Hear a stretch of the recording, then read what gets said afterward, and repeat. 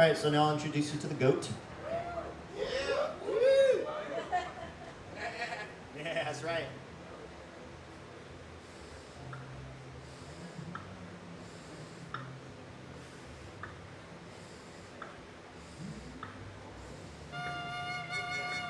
All right, so this instrument is called Tsambouna.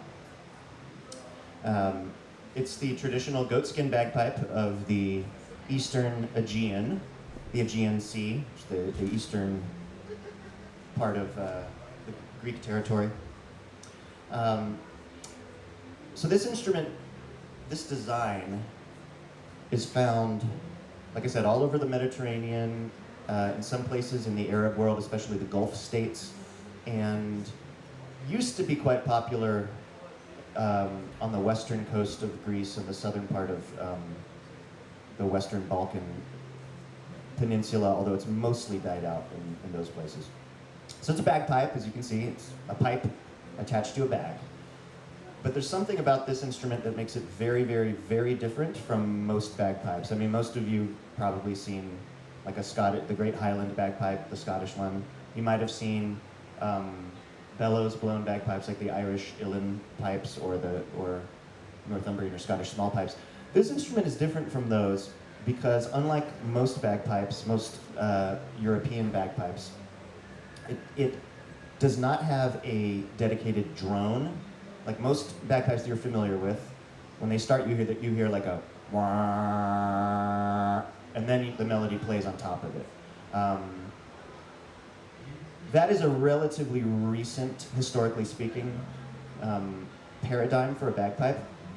Most early bagpipes were really just a pipe, a single pipe, or in this case a double pipe, attached to a bag so that the player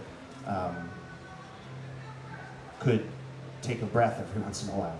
So this is the entire body of a goat, my friends, or the entire skin of a goat. As I like to say, this instrument is a great example of just like badass DIY, like pre-industrial Greek island shepherd culture, because every single ingredient that goes into making this instrument is something that any Greek shepherd literally has in their backyard. I mean, a goat. This is like I said, this is the entire body of a young goat. This is the neck.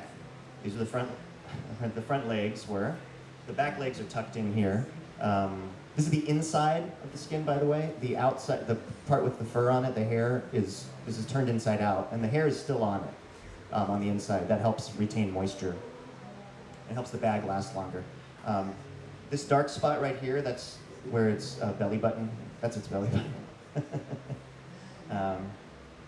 And then, so that's ingredient number one. Ingredient number two is the wood of both the blowpipe and the chanter here is olive wood. This is actually the root of an olive tree. Olive trees, as you know, are very good at surviving in dry climates. So they have a giant like water reservoir in their root, so it's like this big bulbous thing. So it's already, the root of an olive tree is already curved like this, so it makes a natural. Some Greek islands, they actually use horn, like the horn of a bull or something like that. And then this is cane, like bamboo, it's freshwater cane, and then it's held together with beeswax. So that's it. And then we just tie it on with a piece of cloth. Don't tell anybody, but there's one secret ingredient, which is a latex, like child's birthday balloon, which we glue on the inside of here. So it works like your epiglottis. So like when I'm pushing air through, it opens, and then when I'm taking a breath, it closes. So it just helps me a little bit. So yeah, like I said, this pipe has 5 holes. That means I have 6 different notes I can play. That's where I play the melody. This pipe has 3 holes, which means there are 4 different notes I can play. So I'm playing the melody on this pipe and a movable drone on this pipe, and I'm doing them at the same time. And then the other thing I'll tell you about the technique is because it's a bagpipe, because I'm not interrupting the flow of air at all. So I can't articulate like I can on the violin, where I just do this with the bow. It's just like I'm, and so if I want to separate notes, I have to do little tiny movements with my fingers. And so you don't actually hear the pitch of them, they just sound like little beeps. So they're kind of like little percussive hits. So I'll play a typical shepherd tune for you here.